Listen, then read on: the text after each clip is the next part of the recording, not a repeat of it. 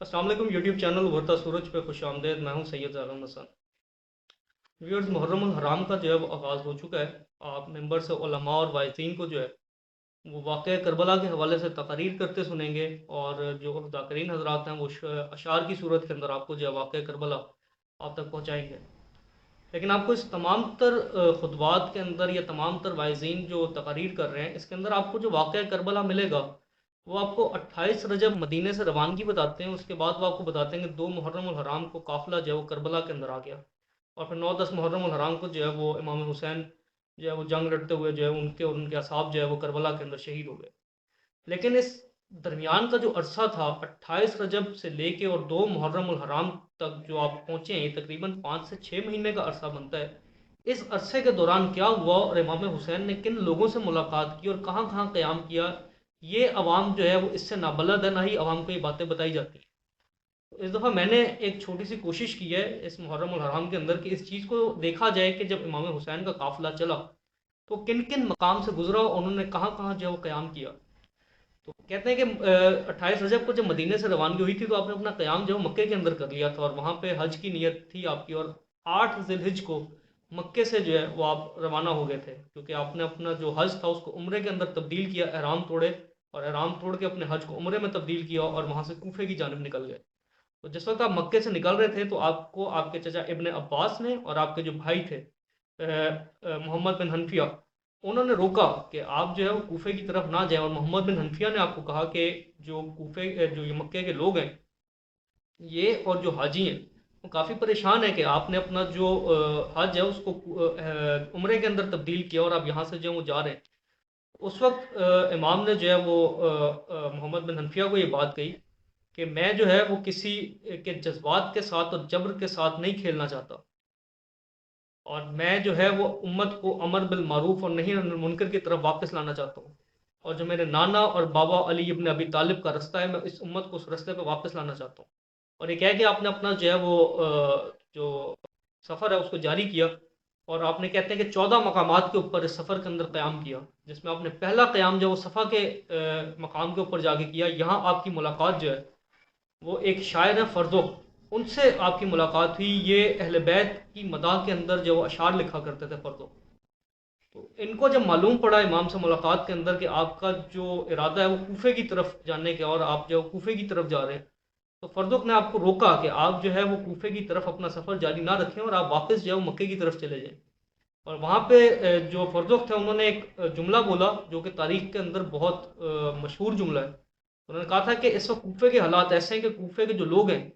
ان کے دل آپ کے ساتھ ہیں لیکن تلواریں جو ہیں وہ آپ کے خلاف ہو چکی ہیں. لیکن آپ نے جو ہے وہ ان کو کہا کہ میرا جو رستہ ہے اور میری منزل جو ہے وہ خدا طے کر چکا ہے، اور میں اپنے رستے کا تعین کر چکا ہوں، اور آپ نے وہاں سے جو ہے اپنا سفر جو ہے وہ جاری رکھا. اور کہا جاتا ہے کہ پھر آپ نے جو اپنا اگلا قیام ہے یہ ذات عرق کے مقام کے اوپر کیا. یہاں آپ کی جو ملاقات ہے وہ عبداللہ ابن جعفر سے ہوئی. وہ اپنے دونوں بیٹے اون اور محمد کے ساتھ جو ہے، اور حضرت زینب سلام اللہ علیہ جو ہے ان کے ساتھ آئیں، اور وہاں سے جو ہے وہ آپ کے قافلے کے ساتھ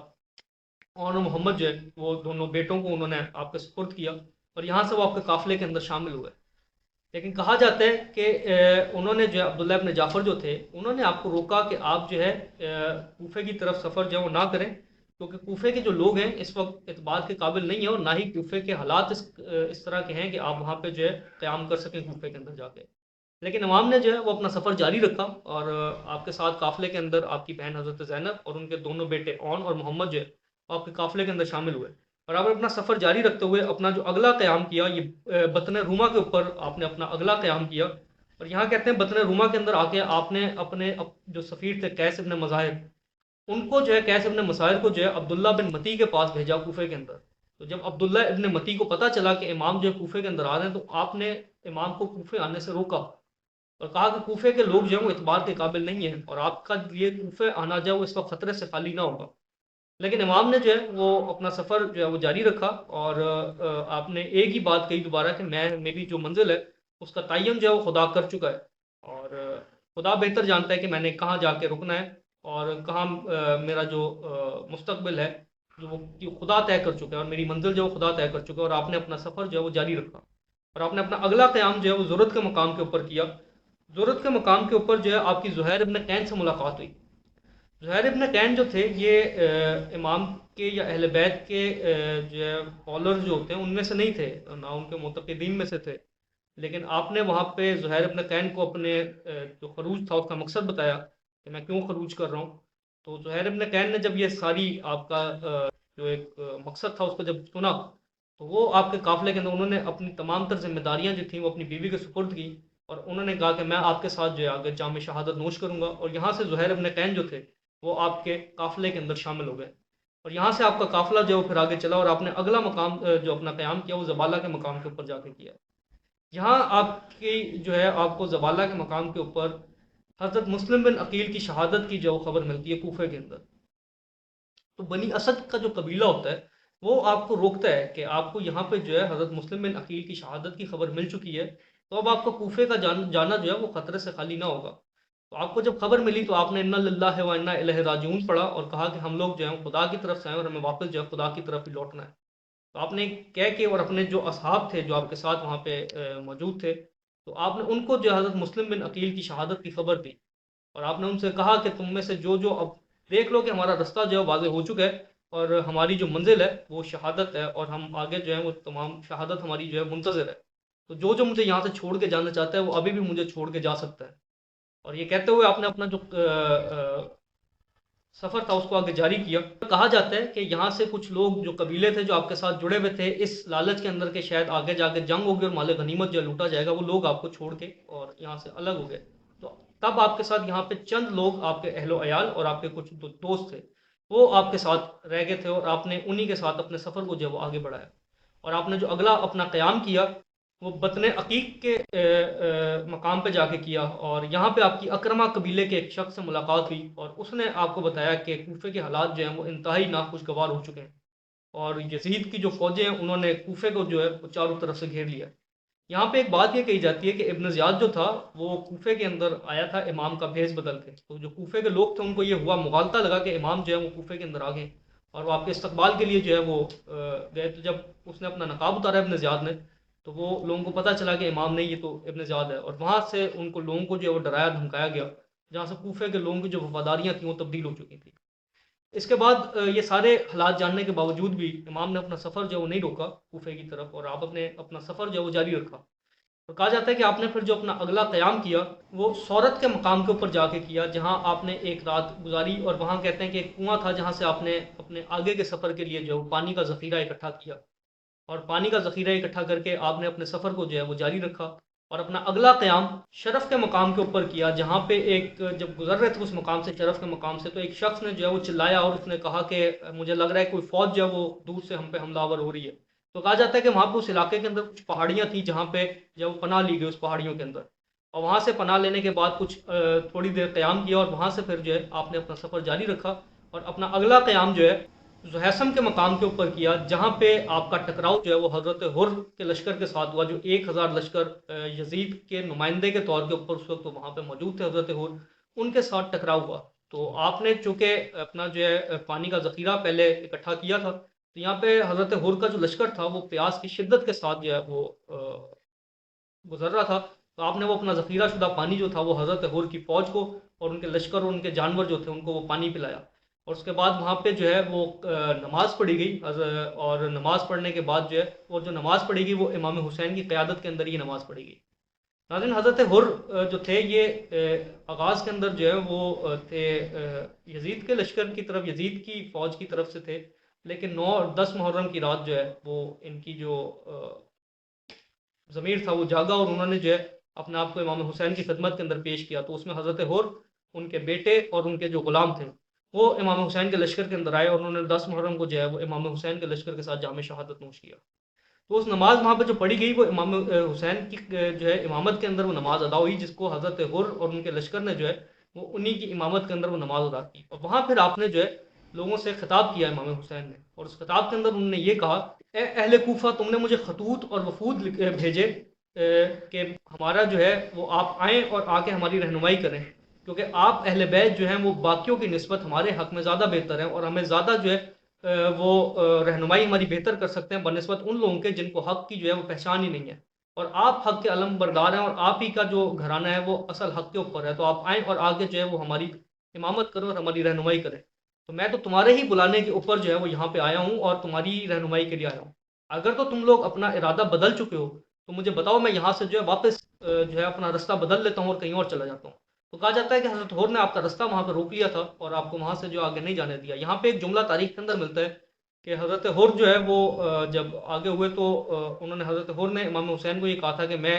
آپ کی والدہ کا نام جو ہے وہ بغیر وضو کے نہیں لے سکتا امام حسین کے متعلق، یعنی کہ ان کے اندر جو ہے یہ چیز موجود تھی اور وہ آپ کی عظمت کو سمجھتے تھے۔ اسی لیے 9 اور 10 محرم کی جو درمیانی شب تھی اس کے اندر امام حسین کی خدمت کے اندر وہ پیش ہوئے اور آپ نے جو ہے 9 10 محرم کو جام شہادت نوش کیا۔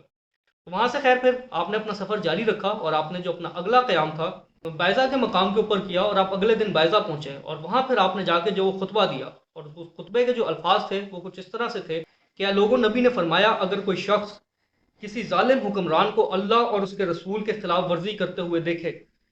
لیکن اس صورت حال کے بعد وہ اپنے قول و فعل سے جو ہے وہ اس چیز کو روکنے کی کوشش نہ کرے، اتنا ہی تو اللہ جو ہے وہ اس شخص کو اسی جگہ پہ رکھے گا جس کا وہ حقدار ہے۔ تو کیا تم نہیں دیکھتے کہ جو باطل ہے وہ غالب آتا جا رہا ہے اور حق جو ہے وہ کہیں چھپ چکا ہے؟ تو اس کے باوجود بھی جو ہے وہ تم لوگ معاملات کے نچلے درجے کے اوپر آ چکے ہیں، تو کیا تم نہیں دیکھ رہے کہ باطل کی کوئی حد نہیں رہی ہے؟ اور